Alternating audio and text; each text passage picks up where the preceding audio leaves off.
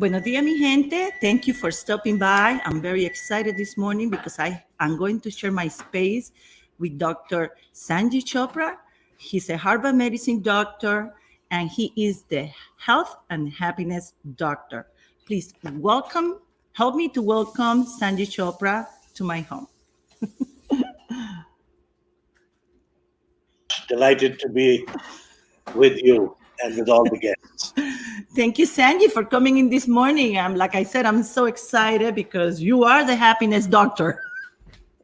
And you're going to be telling us a little bit about happiness and how is happiness so good for health? Health and happiness, they go hand in hand together. And Sandy is going to be sharing all his expertise about happiness and bliss and living a purpose-driven life. So, Sandy, take it away.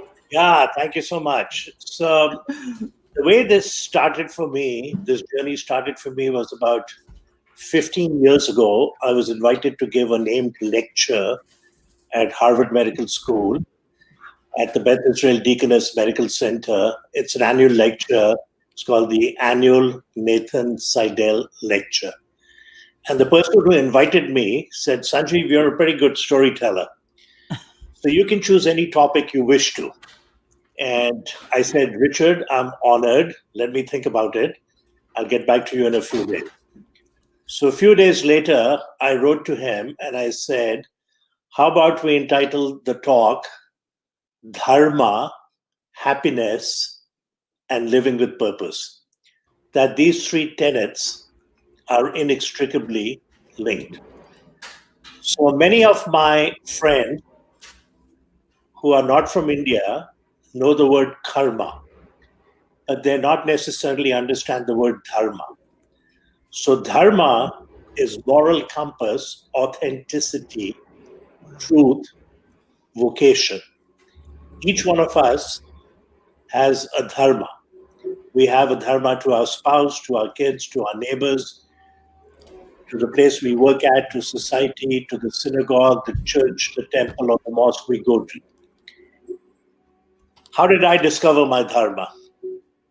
It's really an incredible story. I was 12 years of age. I'm studying at St. Columba's High School in New Delhi, arguably the single best all-boys school in India. My brother was in the same school, 3 years senior to me. And I'm 12 years of age. On a very warm, sultry weekend, we play a cricket match. And then Sunday evening around 6 in the evening, I'm reading Reader's Digest and I'm not feeling good. And I decide to take a nap. And I wake up about 30 minutes later and I'm terrified. I open my eyes, I stare wide into what's in front of me and I can't see. I'm blind. So I nudge my brother. I said, Deepak, I can't see. And he must have done visual threat and reckoned I wasn't faking it. And he started to cry. So we are living with my uncle and aunt to finish our schooling here. My father, brilliant cardiologist, physician in the Indian Army, was stationed 200 miles away. So my uncle takes me to the military hospital in Delhi where the doctors examine me, including, I believe, an ophthalmologist. And they don't have the foggiest idea as to what's going on. I can hear them talking. And there's even talk of hysterical blindness. I'm a very happy kid. I've always been happy. Wow. And I was a pretty good student and a really good athlete. No reason for me to be faking blindness. Yeah. I need to get a hold of my father. He's in an army jeep. And very calmly, this is 1961. Wow. He says, tell me everything that's happened to Sanjeev in the last couple of months. They said he's been well, other than an injury to his right leg with a sharp object about 6-7 days ago. He was taken to the casualty ward and he got stitches. He said, did he give an antibiotic? They looked in the records and they mentioned it. He asked another question, did he get a tetanus shot? So they looked and very proudly they said, yes, he got a tetanus shot. And my father asked one more question. What kind of tetanus shot? There were two kinds, anti-tetanus serum, ATS, or anti-tetanus toxoid, ATT. Wow. So they looked in the records and they said anti-tetanus serum. And I have no idea how my father divined it, but he said to them, Sanjeev is having a rare idiosyncratic reaction to the ATS. Wow. It occurs maybe 1 in 500,000 to 1 in million people. He has severe bilateral optic neuritis. It's a localized form of serum sickness. His optic nerves are blown. They're ready to burst. Start an intravenous and give him massive doses of corticosteroids. Ooh. And that was done. And about 8 hours later, my vision returned. I've told this story to professors of ophthalmology at Harvard, at UCLA, at Johns Hopkins, Mayo Clinic. And they go, what? How did your father even know that? Yeah. It was probably not even a footnote in the textbooks of ophthalmology of that time. Interesting. Had you not made the diagnosis and had you not received the steroids immediately, you could have been blind or visually impaired for life. So the next morning, I said to myself, my dharma is to become a doctor. Now, when you live your dharma, you're bound to be happy. And all my reflections, research, I've come to the conclusion that the happiest people on this planet have 4 things in common. The first is they have a cadre of good friends. Your friends are your chosen family. Robert Louis Stevenson said, a friend is a gift that you give to yourself. Khalil Gibran, friendship is a sweet responsibility, never an opportunity. So that's the first trait. James Brown, best-selling author, once said, you are the average of the 5 people you spend the most time with. Wow. You're the average of the 5 people you spend the most time with. So choose your friends carefully. Celebrate everything good in life. They should have the same core principles, the same values that you have. So true. There's a wonderful study. It's the longest study on happiness. Longest study. Almost 80 years. Can you imagine a study that's gone on for 80 years? Is that the story of the nuns? No. This is the Harvard Grant study. Okay. Harvard. Yes. And so about almost 80 years ago, they took 700 sophomores. 250 went to Harvard. The others were from very poor, dysfunctional families. And they followed them every year. Detailed questionnaires, physical examinations, blood tests, EKG, functional MRI, home visits. Now a cohort of their children, 2,000 of them, are being followed. What happened to that group? Some became CEOs, teachers, accountants, doctors. 4 ran for the Senate. 1 became our president, John F. Kennedy, was in that cohort. Some became Skid Row alcoholic derelicts. Some died of suicide. And what is the major conclusion of the study? Loneliness is toxic. Ooh, yes. And that satisfaction with relationships with friends at age 50 is a better predictor of health, happiness, and longevity at age 80. 3 decades later, better than what? Better than your blood pressure, your cholesterol, your EKG. Wow. So I'm encouraging the medical students, young doctors, when they see a patient, even for 15, 20 minutes, at the end, ask them a little bit about their friends. Encourage them to celebrate with friends and point them to a brilliant TED Talk given by Robert Waldinger, who's a professor of psychiatry at Harvard Medical School and is currently the principal investigator for this ongoing study. Wow. And the talk is called What Makes a Good Life? What makes a good life? TED Talk. What Makes a Good Life? Lessons from the longest study on happiness. Wow. How many years have it been going? Is it still going, Chan, did you say? Yeah, it's still going. Unbelievable. I mean, what study can get funding and last this long? It's no other study. Yes. So the second trait of the happiest people on this planet is the ability to forgive. Forgiveness. If anyone listening is holding bitterness or rancor in your heart, you hold a grudge against an ex, a friend, a neighbor, a sibling, a parent, a colleague at work, my plea to you get rid of it. And the moment you make that decision, you'll feel this weight come off your shackles. Gandhi once said, forgiveness is the attribute of the strong. The weak can never forgive. The Buddha said, resentment is like holding a hot coal with the intent of hurling it at somebody who hurt you. That person's moved on. Meanwhile, you're burning your hand. And to me, the greatest example of forgiveness is Nelson Mandela. 27 years in prison. Can you imagine 27 years? I can't fathom 27 days, hours in a prison. And when he's released, he's asked the question, Mr. Mandela, do you harbor resentment against your captors? He gave the most beautiful answer. He said, I have no bitterness. I have no resentment. Resentment is like drinking poison and then hoping it will kill your enemies. It'll kill you. The third trait, I've borrowed from a quote by Albert Schweitzer. Schweitzer was a physician, theologian, humanitarian, Nobel laureate. 1952, he got the Nobel Peace Prize. Wow. And he was a very humble man. At the ceremony, he said, now I have to go earn it. So I don't deserve it. You have to give me the prize, so I have to go earn it. And Schweitzer once said, I don't know what your destiny will be, but one thing I'm certain of, amongst you who will be truly happy are those who have sought and found how to serve.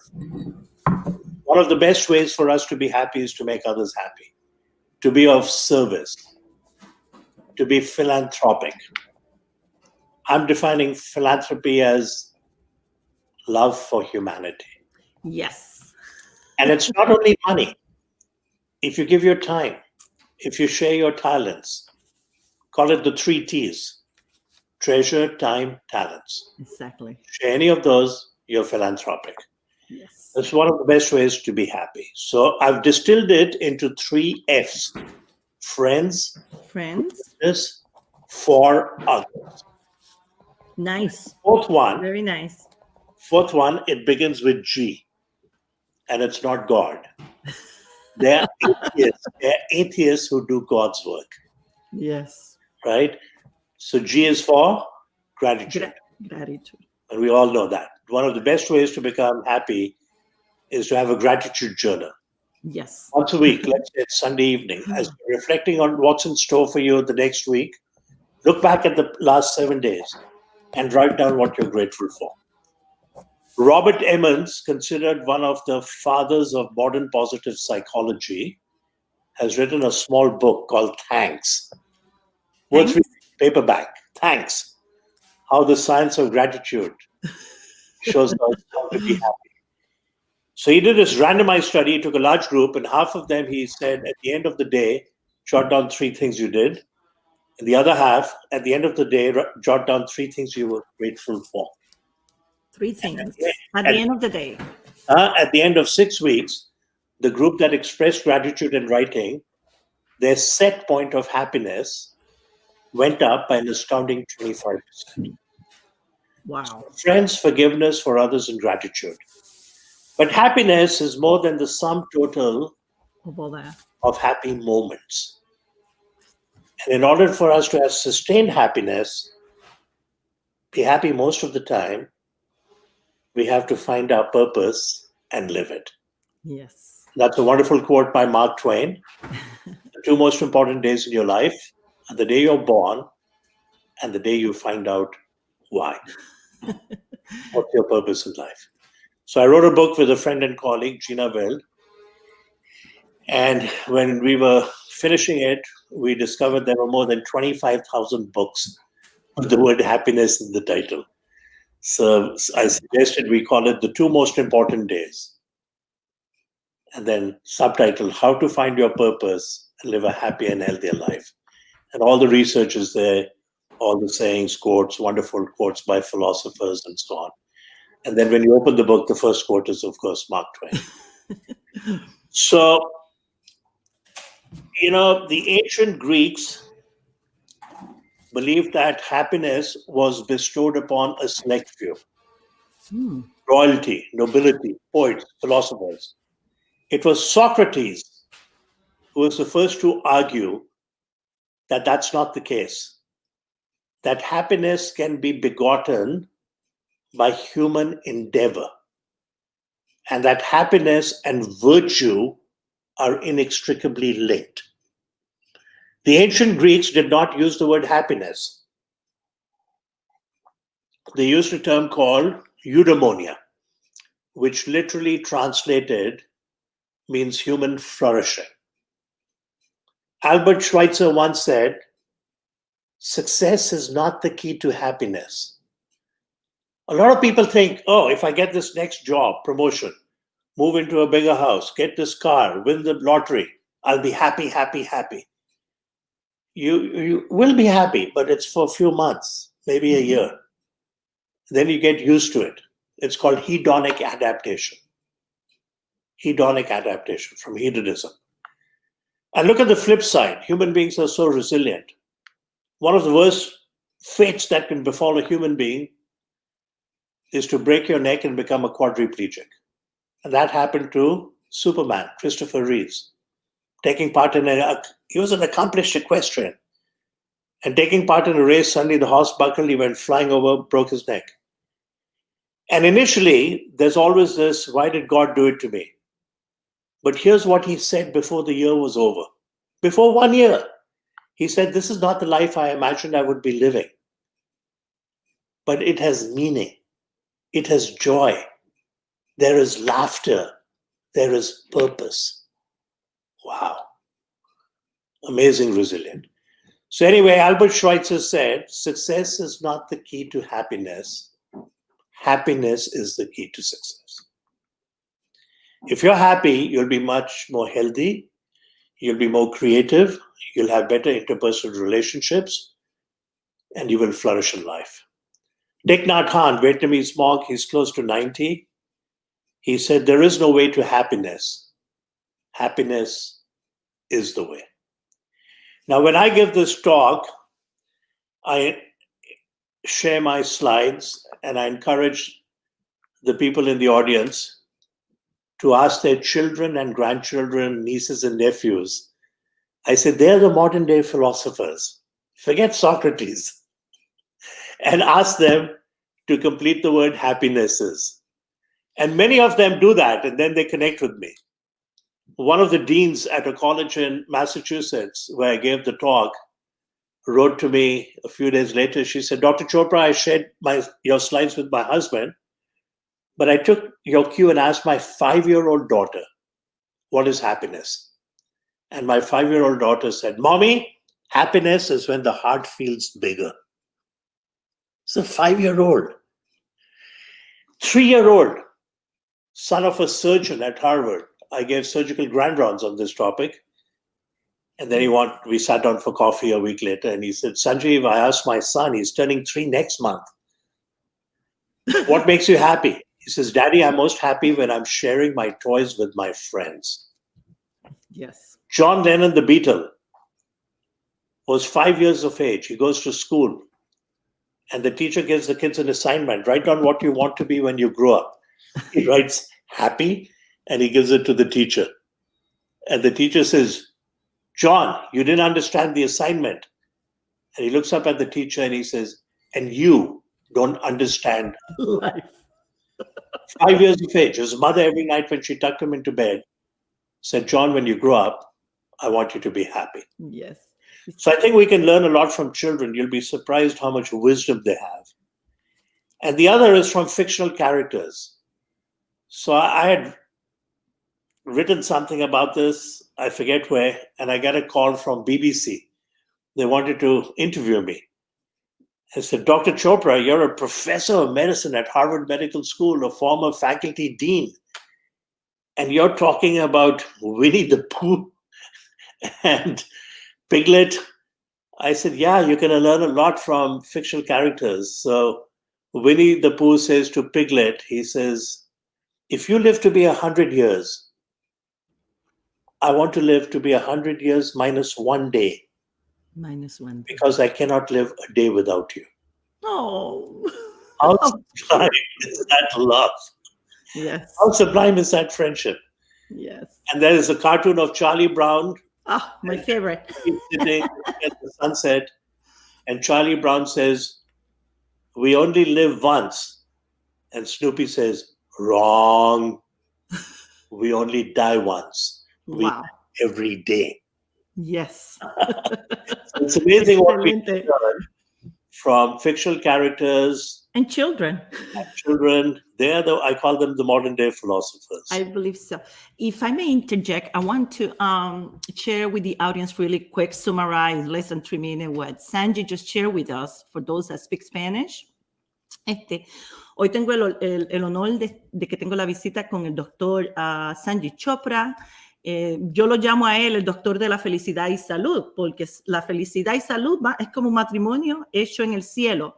So, él nos estaba enseñando 4 factores que son bien importantes para uno obtener la felicidad.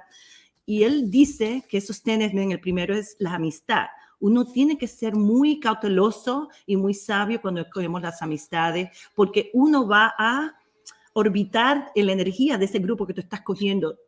Tus amigos son tu familia.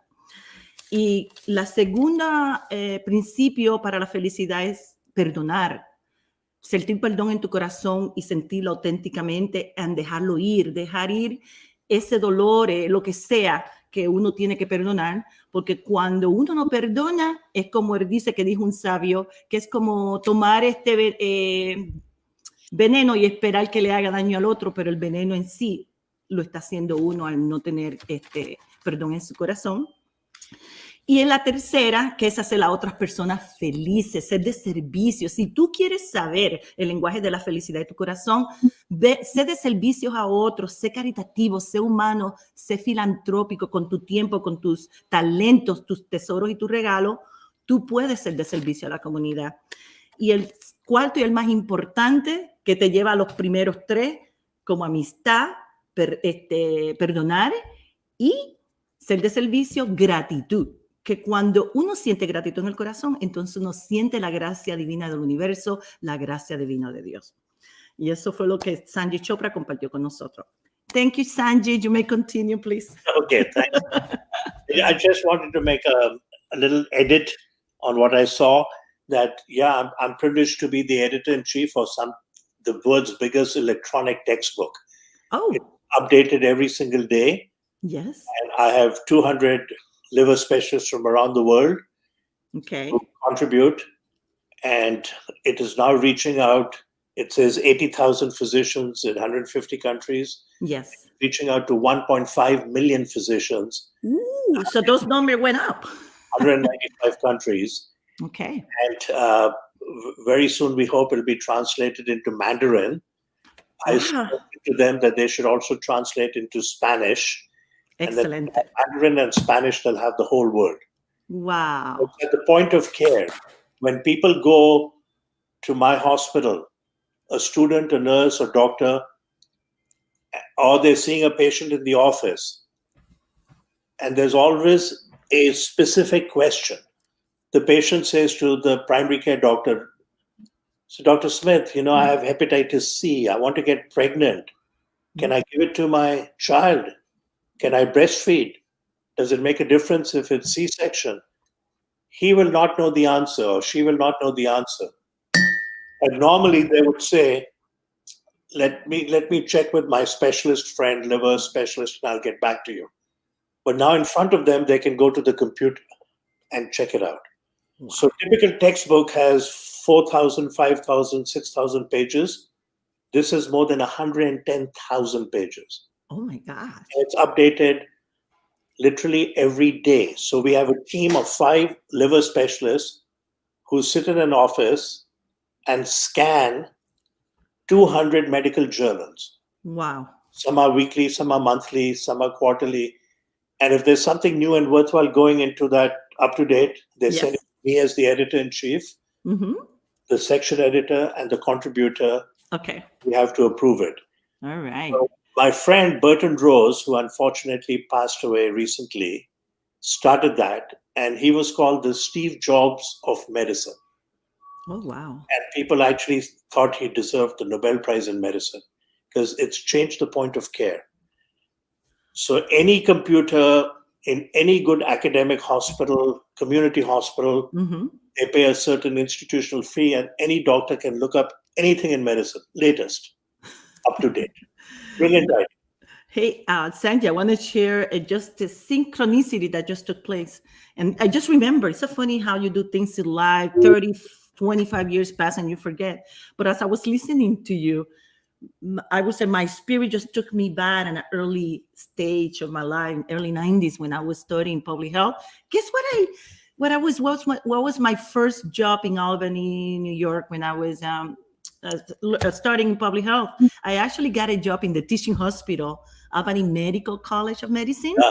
You know that, right? The hooker. And I was actually not the librarian, but I was kind of like the librarian, but I was maintaining the library for the doctors. So I totally understand what you're saying, because I actually be part of that with the Albany Medical College.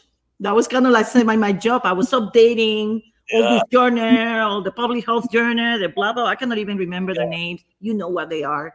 Yeah. That's the field. But that's the job that I did. Isn't that funny? Wonderful. So the next thing I thought we'll talk about was an invitation to good health. Yes. So I wrote a book a few years ago. It's called The Big Five. 5 things we can do based on scientific evidence to be healthier. And the first one, and when I first started talking about it, even my physician friends would say, really? The first one is coffee. I was going to say. It turns out people who drink coffee have a lower risk of cirrhosis of the liver. They have a lower risk of type 2 diabetes. Interesting. Low risk of Parkinsonism. Low risk of Alzheimer's dementia. Low risk of dying from suicide. Low risk of gout. Better bone health. Is that the latest study, Sanjay? Because for These years, are over the last 20 years, but many are new. yeah. And low risk of 7 common cancers. Can you believe it? I'm Coffee flabbergasted right now. lower the risk of 7 common cancers. So which ones? Head and neck, breast, colon, uterus, prostate, liver, and skin. Wow. Liver cancer, cancer rising in the liver, is the 3rd leading cause of cancer death in the world. And in 11 countries, including Egypt and Mongolia, it's number 1 cause of cancer mortality. And if you drink 2 cups of regular coffee a day, it decreases the risk of dying from liver cancer by 40%. Now, the most recent study came out 3-4 weeks ago. It's in JAMA Oncology, Journal of the American Medical Association, Oncology. The whole issue is devoted to cancer.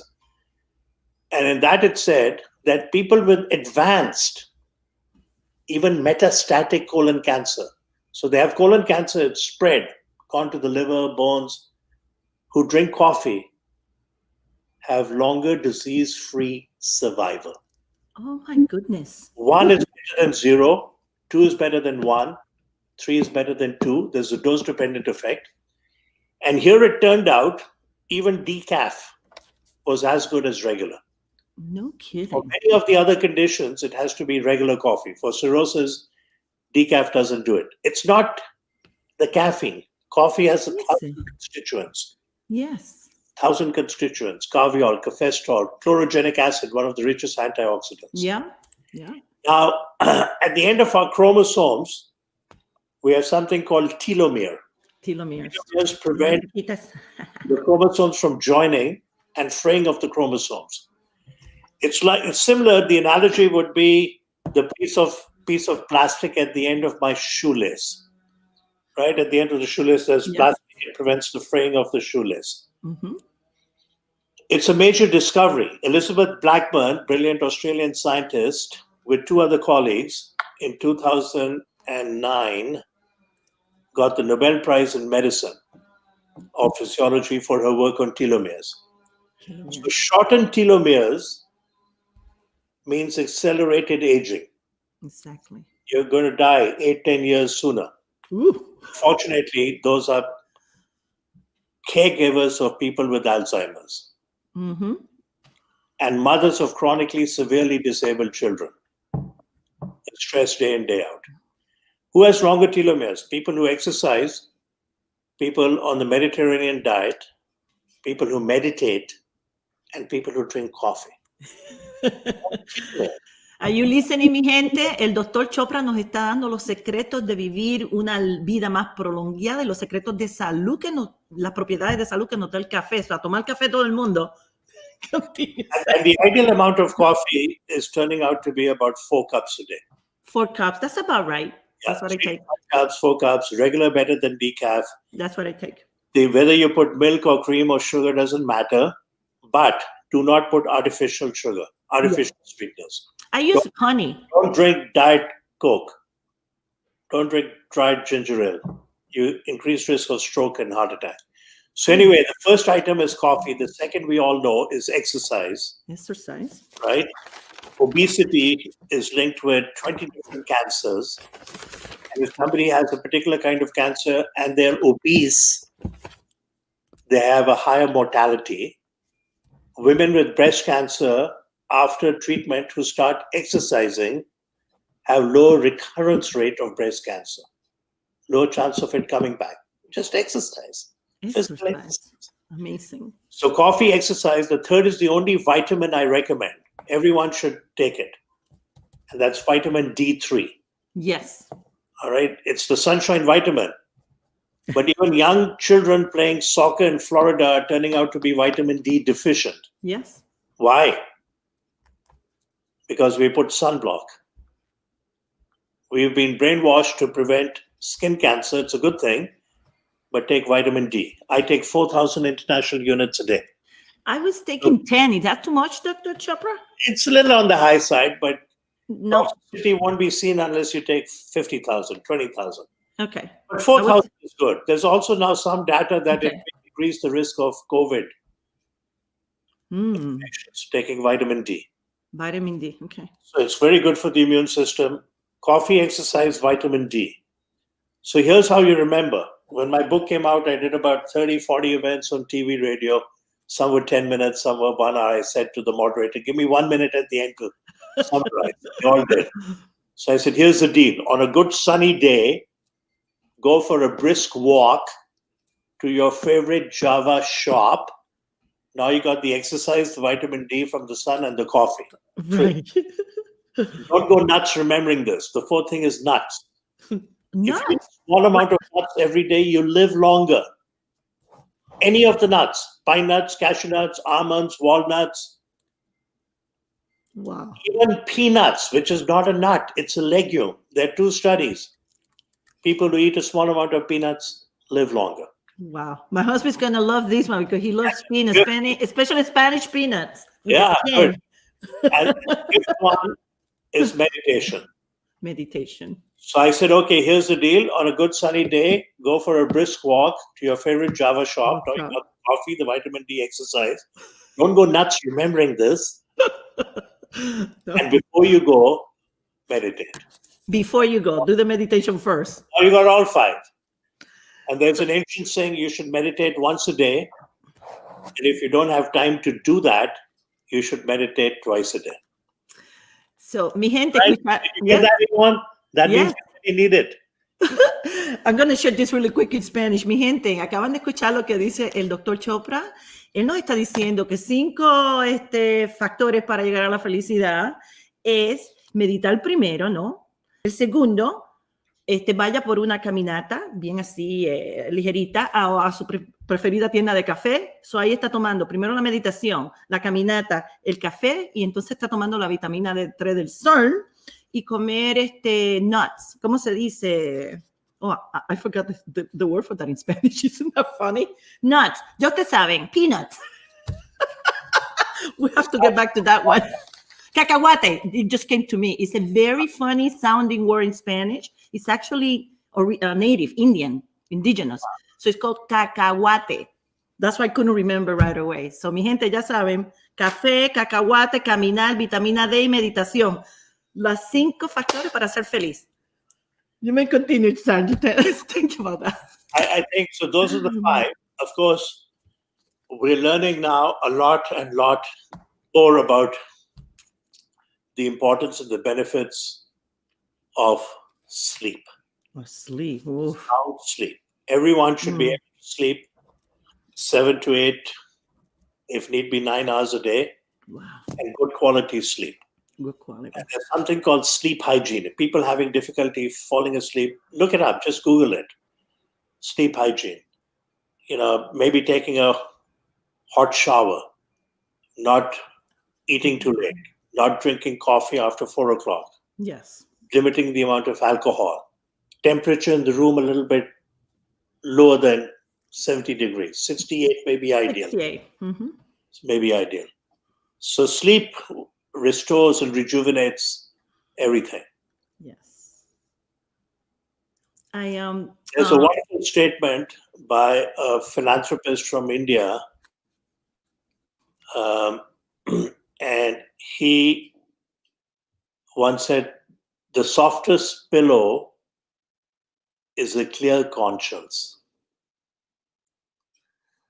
So live your life in such a way that Exactly. you bring harmony and peace, and you have no guilt, and you'll sleep much better. So those are the sort of 5 things: coffee, exercise, vitamin D, nuts, meditation, and then sleep is very important as well. Yes. Thank you. That's one of the ones that I have challenged, because I think with females, when we're starting to get the depletion of the hormonal influx, it affects our sleeping pattern. Sure. And so I go back and forth. Lately, I wake up in the middle of the night, extremely drenched in sweat, Dr. Sopra. And I have to literally sometimes change my sheets. It's crazy. It happened to me last night. Yeah. So I have to wake up my husband and say, "Oh, sorry, but he goes, what happened?" And I said, "Listen, I woke up scared because I thought I wet the bed. Yes, I wet the bed, but not the way you think. It was just my natural body. I mean, totally drenched, Dr. Chopra. Isn't that interesting?" Yeah. It doesn't happen often, but when it does, and I know it's related to menopause, and that's sort of good stuff that we females go through it. But anyway, I want to share your clip about the coffee thing, because I think is fabulous. So it'll stay in live. So if you allow me 1 second, I want to share this clip about you and coffee.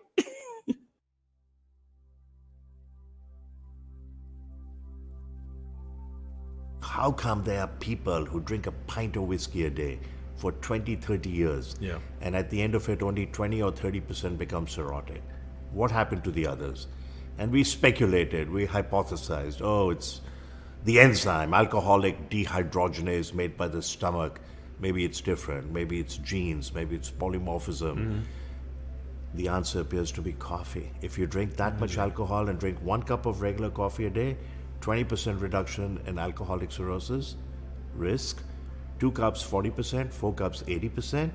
It's not a license to drink heavily. Right. And drink coffee and protect your liver. You could still get Korsakoff psychosis, cardiomyopathy, pancreatitis, kill people on the road, Sure. ruin your marriage, but it does protect the liver. It's pretty amazing.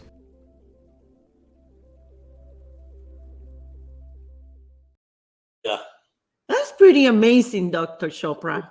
What a discovery. That to me was greater than when Columbus discovered the New World. Voltaire, the French philosopher, is one of my favorite philosophers. He once said, "Every man is guilty of all the good he did not do." Exactly. If you have a talent or a gift and you don't share it, you hoard it, you should feel guilty. Exactly. He also said, "Cherish those who seek the truth, but beware of those who find it." Somebody says, "I know it all. I know the truth. I know it." Don't. Now, Voltaire lived at a time when life expectancy was about 40 years of age. Wow. He lived to the ripe old age of 83 years. 83.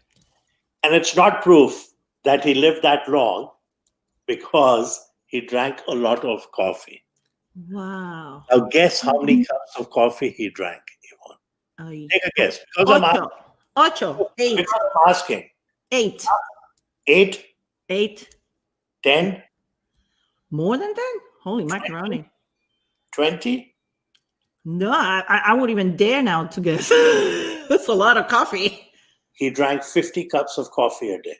50 cups? He drank it like water almost. Now, some people, when I mention this in my talks on liver disease, some people say, how big? I said, how does it matter? Even if it's this much, Right. 50 adds up to a lot. Really? Of coffee. Yeah. No, and it's funny, Sandy, that you share that because in the Canary Islands, they have in Spain and all over Europe, that coffee is big, especially in this France, Italy, and Spain. So in the Canary Islands, which are part of Spain, they have this form of coffee. And it's a social thing. They use it more for social gatherings, just to give you an excuse. Come on, let's go get a cup of coffee. It's called cortadito. It's called quart, like short, because it's a little cup of coffee, and that's how little the cup is, all right? Or a little, something like this, very little. It's not necessarily a cup. It doesn't even have a handle. And they refer to that as a cortadito. And it is a pure espresso, straight coffee, and they take, I don't know, like 20 of those throughout the day. Because, hey, come on, let's go get a cortadito. Every conversation, you got to go do it by cortadito. That's why they're living so long. Not only that, they're healthy. They don't have that much obesity problems. It's amazing. Observe the culture. Yes. So right now, it's the number one beverage in the world. 2.25 billion cups of coffee are consumed every day. Wow. 2.25 billion cups of coffee. 2.5 billion coffee. And Coca-Cola last year saw the writing on the wall. They bought Costa, which is a chain of coffee shops. All the European airports, you see Costa Coffee. Coca-Cola now owns it. They paid $5.1 billion to buy Costa. Pepsi is coming out with a coffee-infused drink. So the number one drink, I think, in the world, the number 1 and 2 drinks, and you can go in either sequence. Coffee and water. Water and coffee. Yes. How interesting. Nobody would have ever thought that of the coffee if it weren't for those studies, Dr. Chopra. Amazing. Because when I was growing up, when I was a youngster before I turned 16, I would go to the doctor and they said, when teenagers are going through things, is she drinking a lot of coffee? Because in Puerto Rico, when you're young, they're giving you coffee. That's part of your breakfast. You drink coffee, even as a child, 3, 4, 5 years old. If coffee has all these benefits, the holy grail would be that it lowers mortality, that you live longer. Exactly. I like that. It came out in the New England Journal of Medicine about 8 years ago, that men and women who drink coffee have lower mortality. No mortality. That's the number one medical journal in the world. I got about 102 emails that day. Next day, Sanjeev, you've been talking about coffee. Vindicated. Did you see the study in the New England Journal? Now, there's study in JAMA, Annals of Internal Medicine, Diabetologia, Lancet. 6 studies. Men and women who drink coffee have lower total and cause specific mortality. Wow. Unbelievable. I kind of like that. Están escuchando, mi gente. Dr. Chopra acaba de compartir con nosotros una de las bebidas más importantes que nosotros debemos de estar consumiendo en esa secuencia es agua y café. Agua y café. De ahí usted va a obtener la longevidad que usted quiere. All right. And number 3 drink is single malt scotch. Wine. No wine? Tequila or single malt scotch. Or wine. All right. On that note, Yvonne, I got to go. Very good, Sanjay. Thank you so much. Let me share one of your clips before you go, because I think it's important people see this one. I put 2. Right. I actually got several. Well, let's see this one right here. So what if today we were just grateful for everything? All the research has shown that meaningful experiences surpass the acquisition of expensive material objects. I said, Siri, on my iPhone, what is the secret of happiness? And the answer came back unequivocally, shocking. The best way to be happy is to make others happy, seize every opportunity to celebrate small and big things with your friends. Resentment is like drinking poison, then hoping it will kill your enemies. When you're happy, you flourish. There is, in fact, a happiness formula. There is a set point which accounts for 50% of our happiness. We're born with it, it's genetic. And astoundingly, only 10% is living conditions, but 40% is voluntary action. Happiness is a choice. If you have forgotten the language of gratitude, you will never be on speaking terms with happiness.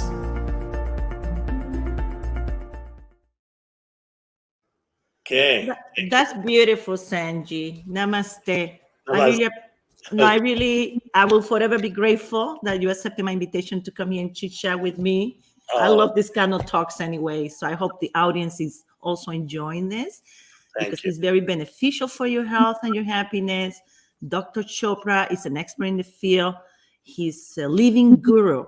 So I hope you guys are receiving all this wonderful information that Sanji shared with us this morning.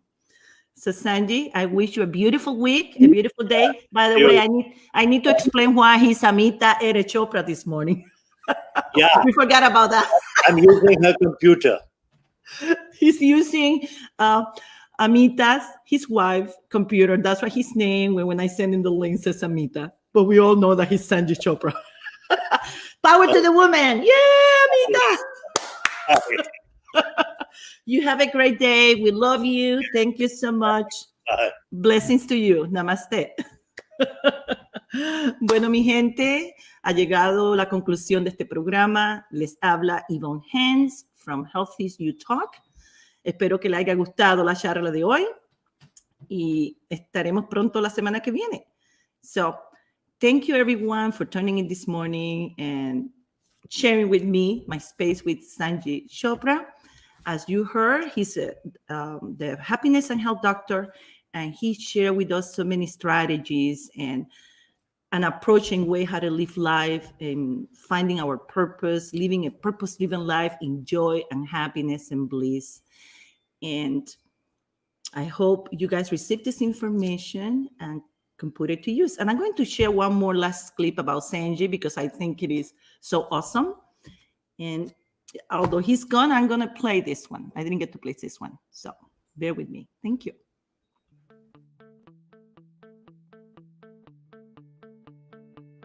I'm Dr. Sanjeev Chopra, and I'm happy.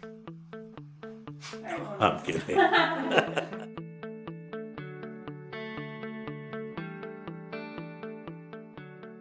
My best advice to people who feel they are stuck in a rut, they should learn to meditate. They will become so grounded, so anchored, so happy, so creative. I was the holdout in my family. My brother and wife had learned, and I said to them, it's good for you. I have no interest in learning meditation. But about 3 weeks later, I learned it, and to me, it's the single most valuable thing I've done in my life. When you learn meditation, it naturally goes away. All the negative things go away. Positive things come to the surface and rise. The subjective experiences people have talked for thousands of years, and now the science is catching up. So when you meditate, there are profound physiological effects, neuroscientific validation of this. People feel good, they feel more creative, they feel more happy. There's a very ancient saying, and it says, you should meditate once a day. And if you don't have time to do that, you should meditate twice a day. I actually sleep pretty early. I sleep by 9 o'clock, 9:30, sometimes 10 o'clock, and then I wake up at 4, and then I meditate for 45 minutes. I do some gentle yoga exercises. I also say an affirmation every single night as I hit my head on the pillow. I just say it softly in my mind. It goes as follows. I expand in abundance, success, happiness, and love every day, and inspire others around me to do the same. So if you say this affirmation, the next day you're smiling, you're happy, you're contented.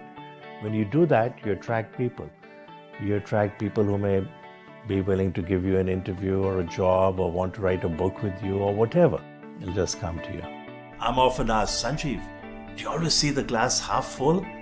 I said, no. And people are initially surprised. I say, no, I don't see it half full. I see it twice the size.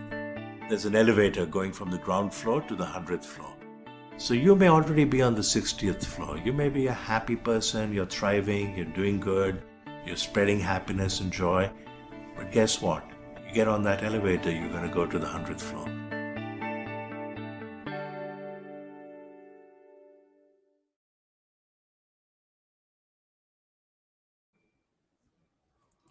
Excelente. Here is the last one. If I ask you to conjure up images of great leaders, great leadership moments from the pages of history or contemporary times, who comes to mind? I'd like to submit to you that great leaders lead with both heart and soul. They have empathy and compassion.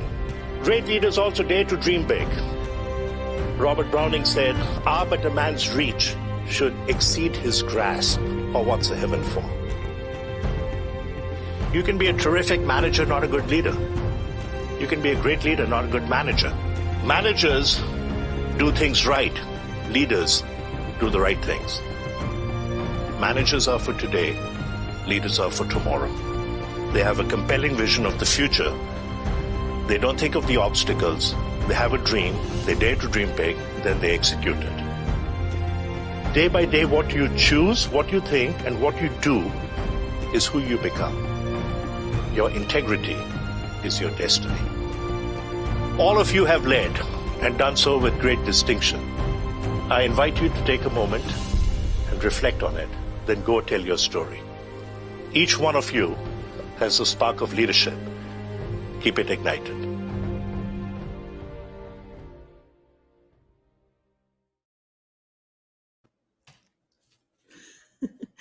Thank you, mi gente. Thank you for tuning in. Have a blessed week. Bye-bye. Ciao, ciao.